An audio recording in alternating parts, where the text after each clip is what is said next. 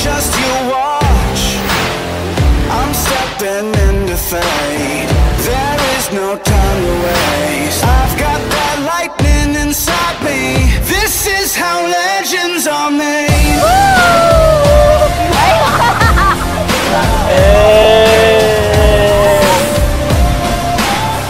This is how legends are made.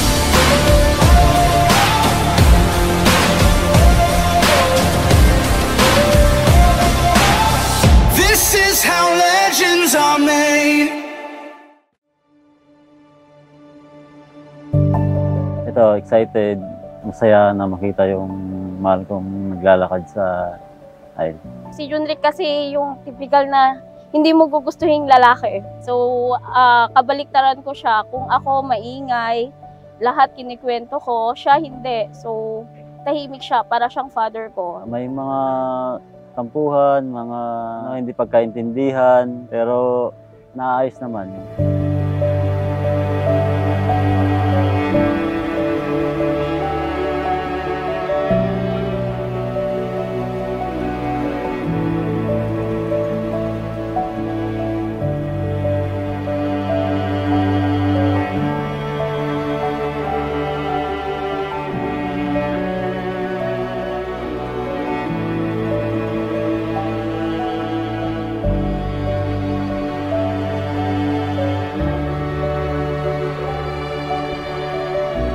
Si Junrick yung mostly talaga nag-prepare siya, naghanap ng suppliers. Siya yung nakikipag-coordinate. Ako na yung parang last say na ako. So kung ano na yung gustuin ko, yun na. Pero si Je, siya yung hands-on sa amin dalawa.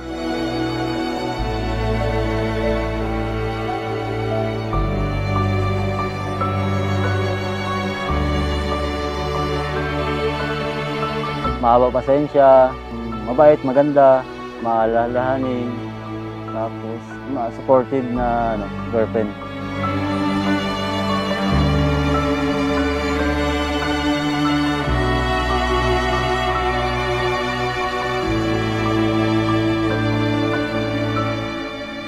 Tayo'y nagkakatipon ngayon sa harapan ng Diyos upang pagbuklurin sina kapatid na Junrick at kapatid na Roxanne sa pamamagitan ng banal na pagkakasal.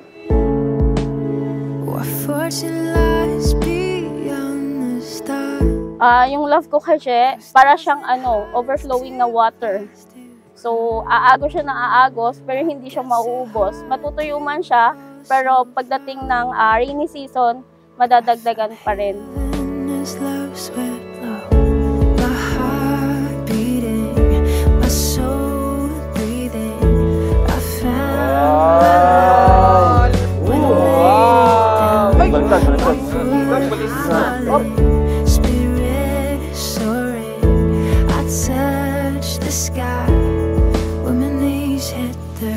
At sinabi ng Panginoong Diyos, hindi mabuti na ang lalaki ay mag-isa, siya'y ilalalang ko ng isang katulong niya. At hinulugan ng Panginoon Diyos ng di kawasang himbing ang lalaki, at siya'y natulog at kinuha ang isa sa kanyang mga tadyang, at pinapaghilom ang laman sa dakong yaon. At ang tadyang na kinuha ng Panginoon Diyos sa lalaki ay ginawang isang babae.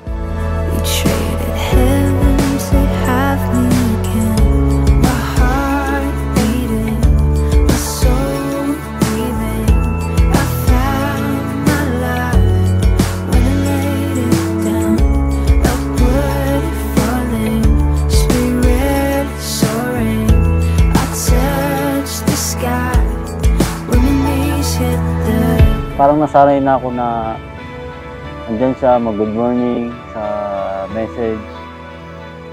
Ngayong magpapakasal na kami, hindi ko na kailangan mag-text. Nasa harap ko na siya pag-gising. Thank you! Parang tayo ng regalo. Sorry sa mga pagkakamali ko. Salamat din sa mga pag-unawa. Sa pagpahabang pasensya na binibigay mo sa akin. Maraming salamat. I love you.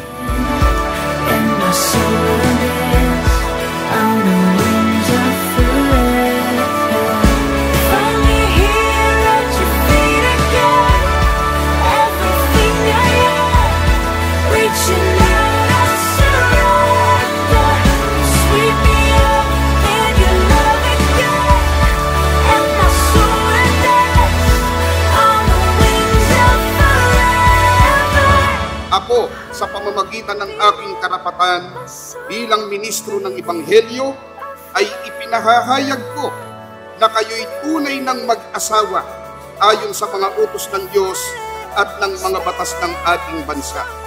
Ang pinapagsama nga ng Diyos ay huwag papaghiwalayin ng tao.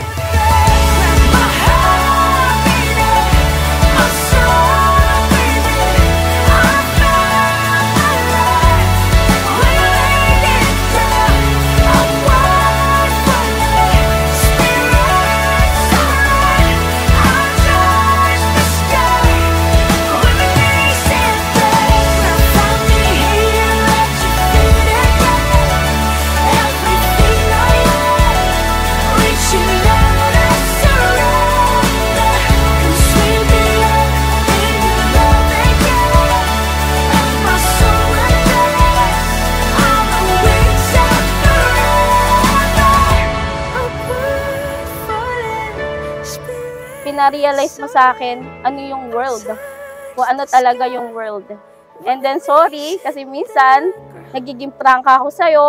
So sana pagpasensyahan mo ko, masabaan mo pa yung pasensya mo sa akin. Mamahalin ko siya, pati yung future babies namin.